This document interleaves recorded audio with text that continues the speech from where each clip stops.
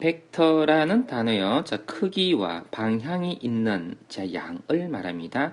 우리는 지금 수학 과목을 배우고 있는데 수에 대해서 다루고 있는데요. 방향이라는 개념까지 포함해서 어떤 수를 표현하는 양을 벡터라고 하는데요. 자, 우선 우리가 이렇게 생각해 봅시다. 속도라는 것과 속력. 자, 속력을 우리는 그냥 단지 수라고만 이야기하고요. 속도하면 방향을 명시해야 의미가 들어가 있다라고 볼 수 있습니다. 힘 하면요, 위로부터 밑으로인지 아니면 오른쪽 위로인지, 자, 에너지 하면 방향이 없습니다. 그건 크기만을 말하는 거죠. 자, 이럴 때 우리가 이름을 붙여서 방향이 있는 것을 벡터, 방향이 없는 것을 스컬러라고 이야기하는데요. 자, 속도라는 것은 벡터가 맞습니다. 얘는 벡터가 맞고요. 자, 속력은 스칼라입니다. 스칼라. 자, 그리고 질량도 스칼라입니다. 그리고 힘은요, 자, 벡터입니다. 그리고 에너지는 스칼라, 양만 있는 거죠. 이렇게 따져볼 수 있는데, 좀 더 의미를 부여하자면요. 2차원 이상의 양을 표현하는 방법이다. 이렇게 이야기할 수 있습니다. 그러니까 오른쪽으로만 가는 것도 아니고 위로만 가는 것도 아니며 오른쪽으로 가는 비율이 위로 가는 비율보다 좀 더 많이 가고 있다. 자, 이런 의미로서 우리는요. 방향이다 라는 용어를 쓰는데요. 그러니까 2차원 이상의 개념 또는 3차원 이상의 개념 등을 말할 때 우리는 벡터라는 양을 수학에서 필요로 하고 있습니다. 자, 그래서 표현을 해보고자 하면, 자, 어떤 숫자이긴 한데요. 자, 시점, 출발점과 끝점, 종점, 얼려 두 개를 동시에 이렇게 문자로 표현하는 방법이 있습니다. A, B 벡터라고 이야기하는데요. 벡터 AB다라고도 하기도 하고요. 시점과 종점을 함께 표현하는 방법이 있고요. 또는 자, 이러한 벡터를 그냥 이름을 부여할 수도 있습니다. 자, 이것을 이름을 부여해서 A 벡터다라고 이렇게 표현할 수도 있습니다. 벡터의 이름이 A다라는 이야기죠. 자, 그래서 한 문자로 표현하는 방법이 있고, 또는요, 이 벡터라는 것이 물리량 또는 숫자적인 양으로서 굉장히 많이 쓰이기 때문에, 표기법에 화살표를 붙이는 게 어려워서 이렇게 굵은 글씨체로 표현하는 방법도 있는데요. 고등학교 과정에서는 주로 화살표로만 표현한다라고 알고 있으면 좋겠습니다. 자, 그리고 벡터라는 것이 두 가지 양이 함께 있다라고 그랬는데, 크기와 방향이 있다라고 했습니다. 자, 크기는 이와 같은 표현, 마치 절대값처럼 생겼는데요. 자, 이것을 우리는 크기를 표현하는 방법이다 라고 이야기를 합니다. 즉요, 이러한 벡터에 대해서 이 길이를 말한다 라고 생각하면 되겠네요. 자, 그리고 방향을 또 표현할 수 있어야 되는데, 아직까지 이 방향에 대해서 구체화시키기는 좀 힘드네요. 그래서 내가 빨간 글씨체로 표현했는데, 자, 이 말보다도 조금 전에 내가 언급했던 그 말이 더, 그쵸? 설득력이 있어 보입니다. 자, 오른쪽으로 가는 비율이 자, 위로 가는 비율보다 좀 많이 가는 어떤 방향 또는요, 어떤 벡터가요, 좀 위로 이렇게 솟구쳐 있는 벡터가 있다라고 한다면 오른쪽으로 가는 비율보다 위로 가는 비율이 좀 더 큰, 자, 이와 같이 오른쪽과 위로 가는 비율을 자, 표현하는 방법으로서 성분이라는 단어를 쓰게 될 겁니다.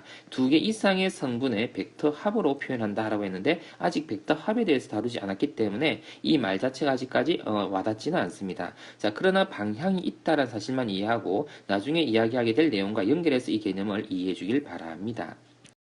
자, 그러면 서로 같은 벡터다라고 하는 것은 우리가 벡터라는 것이 크기와 방향이 있는 것이다라고 했는데 크기도 같고 방향도 같아야 두 벡터는 같다라고 이야기를 할 수 있습니다.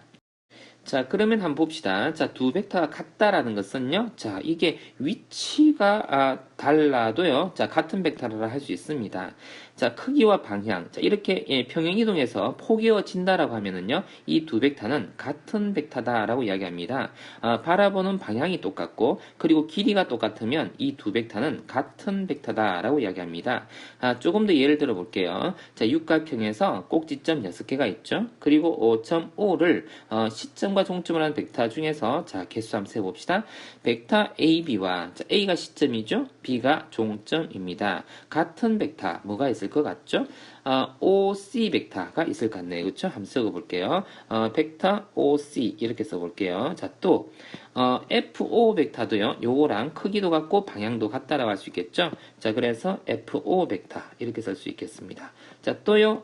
하나 더 보이죠? ED 벡터가 보입니다. 이렇게 써줄 수 있겠네요. 그렇죠? 자, 그래서 자, 세 개가 있다. 이렇게 써줄 수 있겠네요. 이해되겠습니까? 자, 그리고 벡터 AB와 크기가 같은 벡터를 구하라 라고 한다면 자, 몇 개나 있을까요?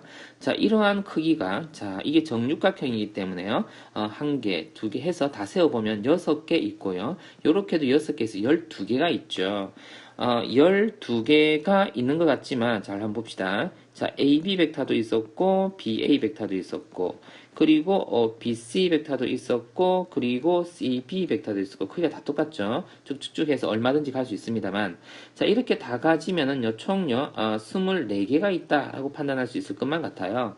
자, 그런데 맨 앞에 있는 이것은 제외하고 이것과 크기가 같은 것을 지금 찾는 거니까요. 그쵸? 자, 이것이 하나를 제외한 몇 개요? 23개다라고 적어주면 되겠네요. 자, 그리고 AB 벡터와 자, 방향이 반대이다 라는 말을 썼습니다. 자, 이것은 설명 좀 더 하죠.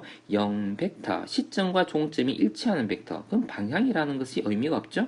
어떤 숫자적인 의미로서 숫자의 어떤 완전성을 위해서 0 벡터라는 것을 도입했다라고 보면 되겠습니다. 그리고 크기는 같고요. 방향이 반대일 때 우리는요. 이 마이너스 부호를 붙여서 표현을 합니다. 자, 예를 들어서 자, AB 벡터와 방향이 반대인 벡터. 반대인 벡터는요. AB 벡터니까 BA 벡터가 있을 수도 있겠죠. 그죠? 자, BA 벡터를 생각할 수 있습니다. 자, 크기는 지금 생각하지 않고 방향이 반대인 것만 생각한다라고 한번 해볼게요. 이것은 크기도 같고 방향이 반대인 경우를 말합니다. 방향이 같고 방향이 반대이고 크기가 같은 벡터는 이렇게 표현합니다만 AB 벡터와 방향이 반대인 거다라고 했었으면은요. BA뿐만 아니라 CO도 되죠. OF도 되고요. CF도 됩니다. DE도 됩니다. 이것을 다 적어주면 되겠죠? 한번 적어보죠. BA 벡터, 그리고 CO 벡터, 그리고 OF 벡터. 그리고 또요, CF 벡터도 반대입니다. 크기는 다르지만요. 자, 그리고 DE 벡터, 그쵸? DE 벡터. DE 벡터 써야 되는데요. DE 벡터. 자, 그렇게 해서 총요 몇 가지입니까? 5개라고 적어주면 정답이 되겠네요. 자, 이렇게 해서 우리는 벡터에 대해서 자, 봤습니다. 크기와 방향이 있는 이 숫자, 양, 이런 것을 우리는 벡터다라고 이야기를 했습니다.